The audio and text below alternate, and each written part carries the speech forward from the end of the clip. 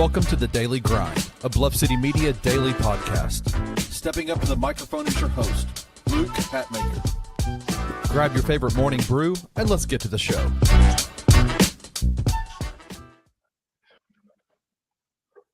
Soy un predator. I'm a loser, baby. So I don't you tell me. Welcome to the Daily Grind, presented by FanDuel Sportsbook. I'm your host, Luke Hatmaker, and it is Wednesday. I know what day of the week it is. It is Wednesday. It's the middle of the week, and I got Rusty with me. How are you, sir? I'm good. Happy Wednesday. It's hump day. We've made it to the halfway part of the week. But Luke, I was outside on the front porch enjoying my coffee this morning, and my neighbor got hit by a car. And so I go running over there, and I'm like, "Are you okay? You okay?" He's like, "Yeah, I'm fine. I'm not hurt at all. I have an autoimmune disease." I got him mid coffee sip. That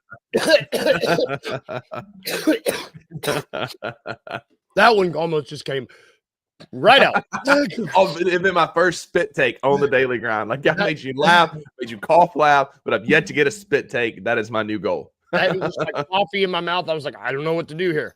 That was good. I like that. Autoimmune disease. Yeah, autoimmune disease. My dog liked that one. He got up and came in here and started laughing. He thought you were dying. He was like, "You okay, man? You all right? You good? You good, brother?" God, that's good. You know what else is good? The season is 7 days away. There's preseason tonight. So that's basketball. Yeah. Hopefully it's good basketball. The Grizzlies are going to Charlotte to play the Hornets. I don't know. I mean, according to FanDuel, if you want to gamble on preseason, be my guest. They are currently the underdog in this match.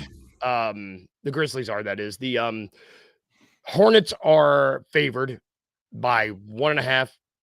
Minus 130 is the money line, plus 106 for the Grizzlies. Over under is 236.5. I don't know. Yeah. It's preseason basketball. We know Ja, we know Jaren's not going to play. I don't know. Well, for the first time this preseason, they're both listed as game time decisions on ESPN. I don't think we're going to see them tonight, but yesterday when asked about it, Twuma said, I know they're putting in a lot of work. They're working really hard. And then when asked if they could play in the preseason, all he said, real tongue in cheek, I don't know. I just coach the players that are available. And so I don't think we're going to see them tonight, but it would not shock me if they didn't play Friday night. At least like play a quarter or something. Play like the first quarter, get 8-10 minutes. Listen, I don't know that I want to see them play in the preseason. I'd rather them play the games that count. Yeah. But I think it would do a lot of good for the fan base and the crash out portion of our fan base if they got just a little bit of run in the preseason and we went and dominated Miami or something. Yeah, just to see them out there, I think would do a lot. I mean, I think you and I talk about moral victories a lot, and the importance or non-importance of those. It wouldn't even be a moral victory. It would just boost morale to see John Jaren out there. If you need your morale boosted, I'm fine. It's like I said, I'm cool if they don't play. I'm happy. I don't care if we go 0-5 in the preseason. Yes, I want to win. I'm competitive as the next person. But these games don't count. They don't matter. There's not a preseason championship. It doesn't help in playoff seeding. I'd rather us just get healthy and be ready for the regular season. Yep. And it's so saying it like that, it's like, why on earth would I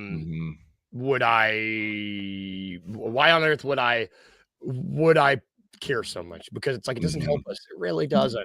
I mean, it would calm the psyche. That's a good way to do it, Edward.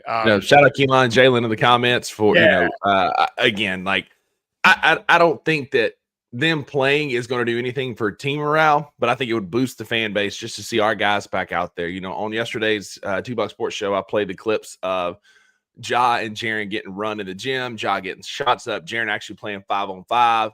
And it just did a lot of good for me to see them out there playing and knowing that we're close. And that's what kind of helped me solidify my decision that they're going to play next week.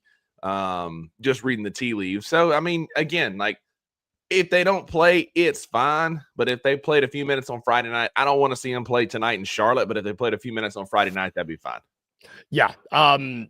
Don't make them play against Charlotte. We'll talk about Charlotte a little later. It's just like, don't save it. And Jalen brings up a good point. Like, I would love to see the supporting cast win a game. Yes. Without them too. That would be nice just to get, it would inspire some confidence in the pieces around it because this team is allegedly built around Ja and Jaren and their strengths. But if they can't, get a win or get some run without them, like it is concerning, but I'm not ready to panic just yet. And I think that, yes, I could have seen more from Santi. Jalen's had a great preseason. We've talked about Gigi and Sed and those guys a lot, but I would have liked to see a bit more from them. But at the same time, I think we're going to be fine.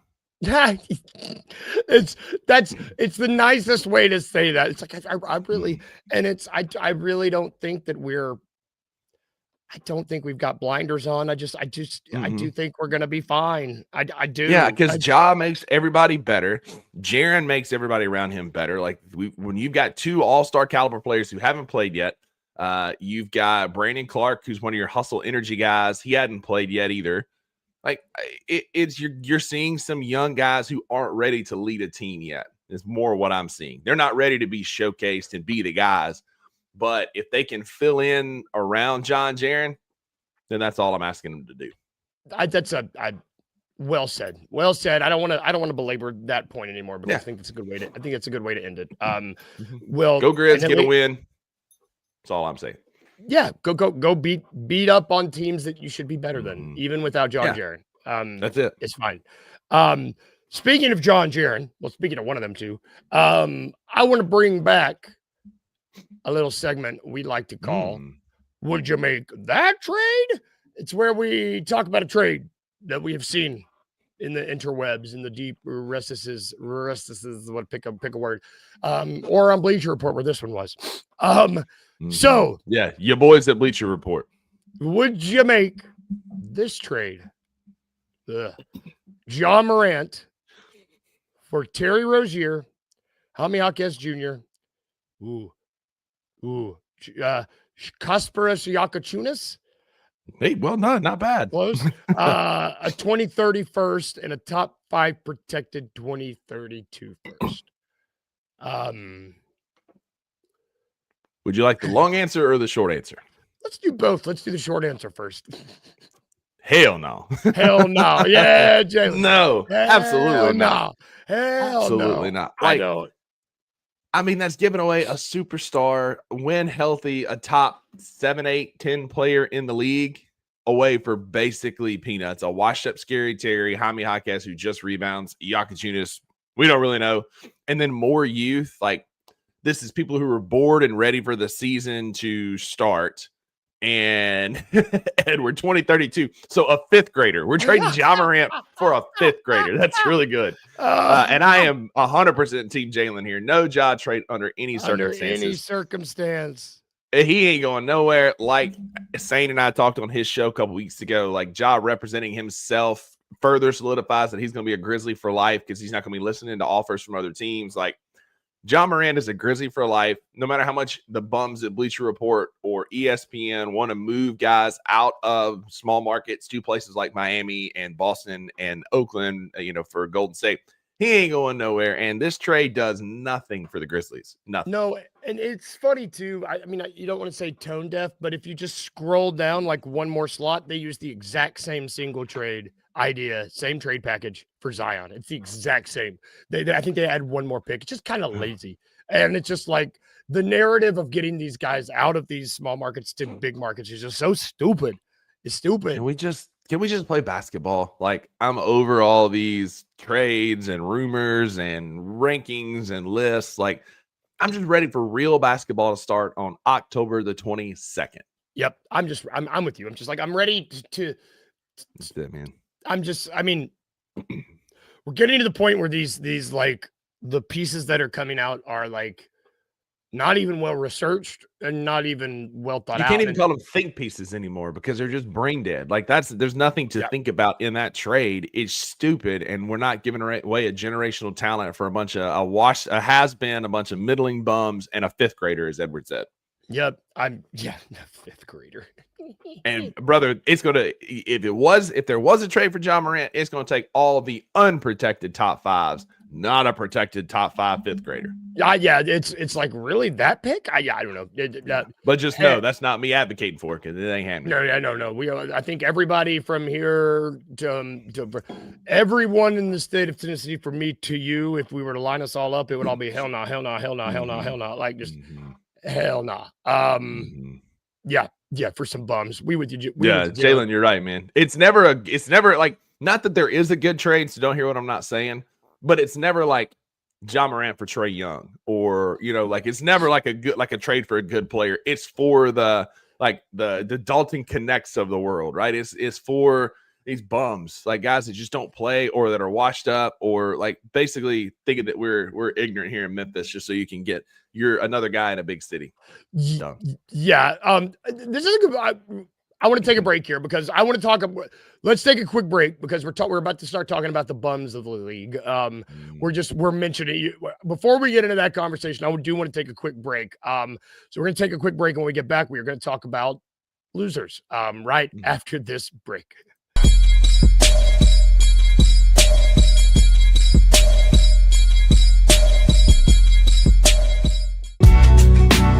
In the heart of the Highland Strip for 27 years, Trilogy Tattoo has helped tell stories for Memphians for generations. Located at 530 South Highland, Richie and his team are waiting to help you tell yours. From tattoos to piercings, your body art should be as unique as you are. Voted a Memphis Flyer top 3 tattoo shop in the city of Memphis since day one. Your story will be safe here at Trilogy Tattoo. Open 7 days a week, Monday through Saturday, 11 to 11, and 3 to 11 on Sundays. They have convenient times waiting on you. Let Trilogy Tattoo help you tell your story.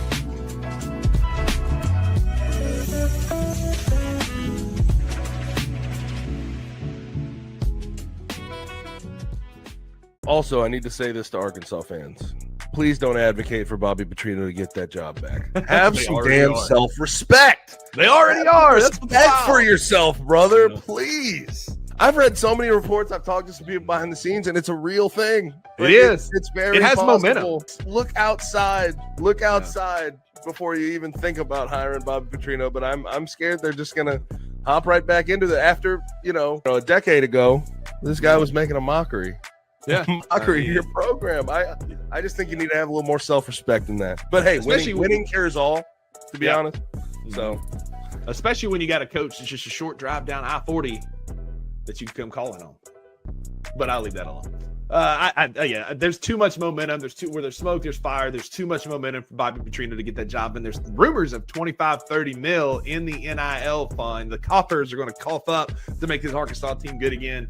I guess we'll see. Tune into the 2 Buck Sports Show with Rusty Witten and Drew Gann, Monday through Friday at 11 a.m. on the Bluff City Media YouTube channel.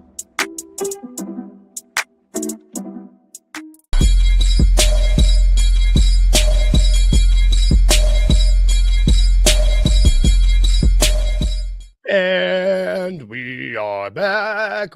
Welcome back to the Daily Grind, where we are presented by Trilogy Tattoo. We are also presented by Grind City Brewing, which let me see if my computer is working. Oh, Lord, it's working. It's working. It's working. This is what we call stalling. Oh, let's go. This is what we call Let's stalling. go. College football Saturday live show. Let's go. 8 schedule. This is all on the projector with sound. We will have 11 a.m. LSU at Vandy, 2:30 p.m. Ole Miss at Georgia, and 6:30 Tennessee at Bama. The live show will start at 1:30. That's yes, is sir. that correct? Yep, me and Uncle Buck will be on the mics, chopping it up, talking college football, getting y'all ready for the afternoon slate after the morning games are wrapping up. Big day of college football, guys. The weather's going to be beautiful. Grind City Brewing is the best venue in Memphis for college football. Come hang out with us. It's going to be a beautiful day. If you don't know, if you hadn't been there, first of all, shame on you. Second of all, they've got a giant projector screen inside where they'll have plenty of cold beer, AC. You can sit and watch the game. If it's nice, like it has been, they'll open the garage doors, get a nice breeze through there. It's going to be amazing. It's going to be an awesome day of football. So come hang out with us 1:30 on Saturday. Heck yeah. Come hang out there with the fam.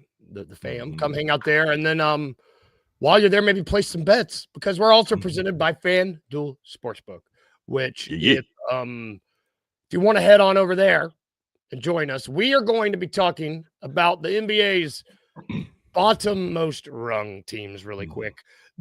I thought this was interesting, mainly because it does seem like the Grizzlies are always grouped in these trades with teams that are bad.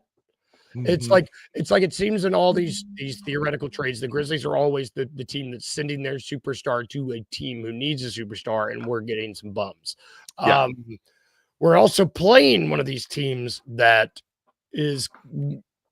looks like it's widely considered to be one of the worst teams this coming season in Charlotte tonight. So if you head on over to FanDuel and you look at the odds to win 20+ regular season games, you can bet on 4 teams: the Utah Jazz, the Brooklyn Nets, the Washington Wizards, and the Charlotte Hornets. The Utah Jazz are by far the favored to be the worst team, -114, and then you have the Nets -118 right behind them.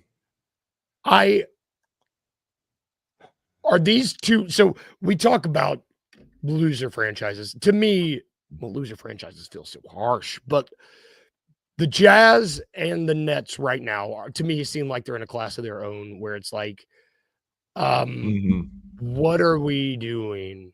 Like we're talking about as fan bases, like we need a good a shot of morale. Yeah. These two fan bases need a shot of morale, man. Like the Jazz at least finally got rid of all their old heads. And they're trying to move off of Lauri Markkanen at $42 million. This is what you get for the tank crowd from a couple of years ago. And real quick, just want to put this up there.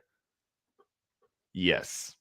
But when you tank year over year over year, losers beget losers, right? Like you don't ever learn how to win. And these franchises have been terrible for the vast majority of y'all's lives. Y'all don't remember back when I was a kid when the Nets were pretty good and the Jazz were in the NBA, the actual NBA finals. Like perennially good. That's it. They were playing Michael Jordan in the NBA finals.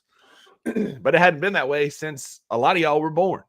And so to me, Luke, this is just what it is. Like, this is why you never tank, because you never know when you're going to be able to get off that cycle. And if you purposely try and lose and tank and be a bottom dweller team so that you can get a high draft pick, you end up at the bottom of FanDuel's win totals. And that's where you get these 4 teams. Yep. And it's funny because you get the Jazz, where they have kind of fostered this tank mentality. And the way the lottery works anymore, they didn't even get the number 1 pick. They got 5. They got like the worst possible pick they could have gotten for a team that tanked as badly as they Absolutely. did. Absolutely. I just don't know. That fostering that, I don't know. It just seems it's a loser mentality, and it's hard to break out of. You see it in the NFL, you see it in basketball, but like it's a hard mentality to break. And then, Lauri Markkanen art would be great on the Grizzlies. He's a bit expensive at $42 million, and he's a hooper. But there's no guarantee that he's going to know how to win, because he's never been in a winning situation in the NBA, not one time. And so, yes, the idea of Lauri Markkanen is great, but I want people who know how to win. That's why KCP is such a great addition to this team, because he has a winning pedigree. And to me, I just going and poaching a star player off of one of these teams makes me a bit nervous. Well, and it's like, it makes me nervous too when you look at both these situations where they've got Will Hardy and they've got Jordy Fernandez, who are both good coaches. Yeah, they're good coaches, but they're never. Yeah, you're right. They can't. A good coach can't coach a losing. You can't. A good coach can't coach if that mentality is fostered and built up into here by the organization. That's a different type of thing to coach. You can't coach out of that. That's got to be fundamentally broken down and rebuilt. Yeah, and I don't know how you do that.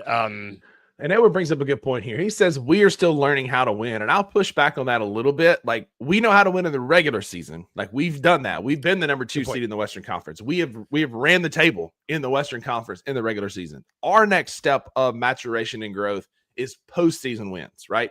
We've got the regular season figured out. Now we need to figure out how to win in the postseason. And so for us, that's the next step. Yep. These teams, Brooklyn and Utah, Washington, Charlotte, please, Lord Jesus, Phoenix, like, are going to be bad next year. Like, we're speaking that into existence for Phoenix to be bad. Phoenix is like the next one you can bet on this list. That kind of, they're right behind this.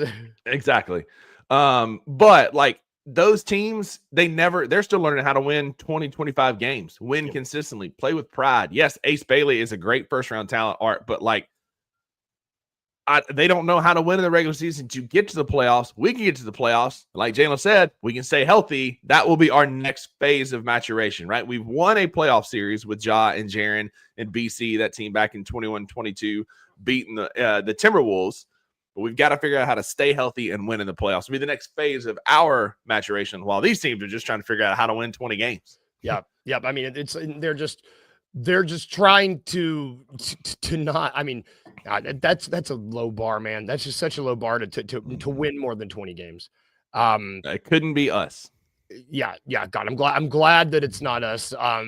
You mentioned the NFL. I think it's important. You know, we're talking about teams where it's the first step in doing this, in rebuilding your winning mentality. A lot of the time seems to be, you feel better. It does feel a little bit nicer. The Tennessee Titans they fired Brian Callahan. This is how little I think about, this is rude.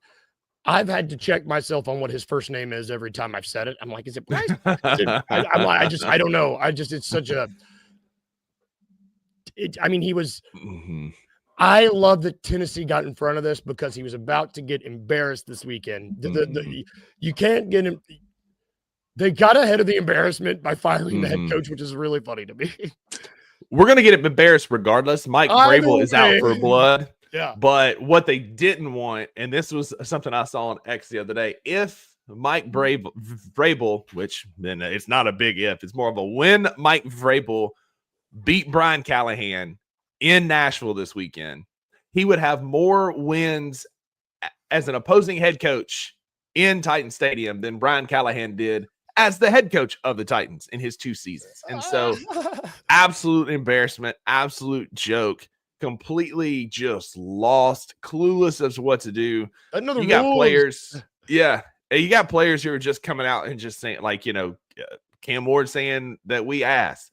Jeff Simmons said he's having to, people are coming out flat like they don't care in practice. And Jeff Simmons is having to stop practice to coach guys up and get them motivated for practice. Like, he had lost that locker room a long time ago. Yep. And I am grateful that he is no longer the head football coach of my football team.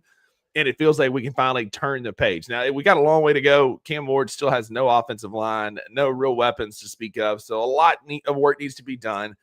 I have zero confidence in our ownership and Amy Adams Trump, who's going to do anything. Like, until she sells the team, I don't know that this team's going to do anything other than buffoonery. But this was a good first step of finally coming. Like, God bless, he's been so bad. It's just no progression. She has been such a reactionary owner, like firing Vrabel because other guys were doing well, when it's like, you got a good guy at home right now. Like, who cares? Who the fans adored. Yes, it kind of went downhill, on the field a little bit, but like, you're going to ebb and flow as a coach. Yeah. You had a new stadium coming. Fans loved. I was all in on Vrabes, taking him into the new stadium and helping.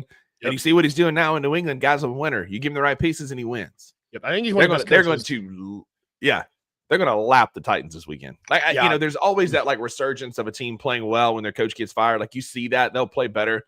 So I don't think it's going to be as bad as what it could have been. But Vrabes is going to pull out all the stops to win that game this weekend in Nashville. Yep, and Tennessee might even roll over and take it a little bit, because I don't even think they waited to announce the interim head coach, because they were like, it doesn't matter. Doesn't matter who's coaching. We're going to lose anyway. It's just kind of like, and they had to fire his dad too. His dad was the O-line coach. They had to get rid of him too. It's such a dysfunctional franchise. I'm grateful that Grizzlies season is starting, and Mississippi State is 4-2 and got a massive, massive game this weekend against Florida. I have other sports that can keep me going. Jalen, I think this is a really interesting point. Like, if the Grizzlies were as bad, I mean, they'd be talking about exactly right. I don't know, and it sucks because as someone who lives, I don't even know if they'd be talking about it. They'd already be on their way to Seattle or Vegas or Nashville or Tupelo, anywhere but here. Yep, and it sucks too because a lot of, and I don't know what we can talk about this. Well, this is a topic for another day. This nonsense about like how the cities treat the franchises. Or how the state. I don't know. This is an excellent point, worth an entire episode. But it's like Adam Silver regrets David Stern allowing the Grizzlies to happen because in Memphis, it's a good way to put it. Because at the time, it was such a great move. It was great for the city, for the Southeast, for the NBA. Like, it was a complete winning move for everybody involved. And now Batman arch villain Adam Silver is like, oh, we need to get them to a large market, huh? And it's just like, I wish we knew how to stretch ourselves because I feel like I could I don't know how to do it. I want to make myself really long, really skinny or whatever. But Adam Silver's such a bum trying to move this team. Leave my franchise alone, man. Yep, get out of here. Don't touch us. Speaking of bums, this has been a bummy episode. Speaking of the Titans and speaking of bums, I don't know. This is no. I'm not gonna. No, it's time for our daily. Maybe it's time for our daily dose of It's a Trap, brought to you by FanDuel Sportsbook, named in honor of Admiral Akbar of the Rebel Alliance. R.I.P. brother, gone but not forgotten. I will give you 3 bets about a topic of my choosing. You got to tell me which one's a trap bet. You're good at this. Let's do it. Today's topic: the NFL under 3.5 wins. Oh boy. Hey, think about it. There's only a handful of teams that you can be picking from here. So which of these are the trap odds to win under 3.5 games this season in the NFL? Is it A, Tennessee Titans at -110, B, the Miami Dolphins at +120, or C, the New Orleans Saints at +200? I put $10 on the Titans a couple of weeks ago at +410 to win less than a game and a half. I didn't think we were going to win any game. One. So we won one. So we can't win no more if I'm going to win that bet.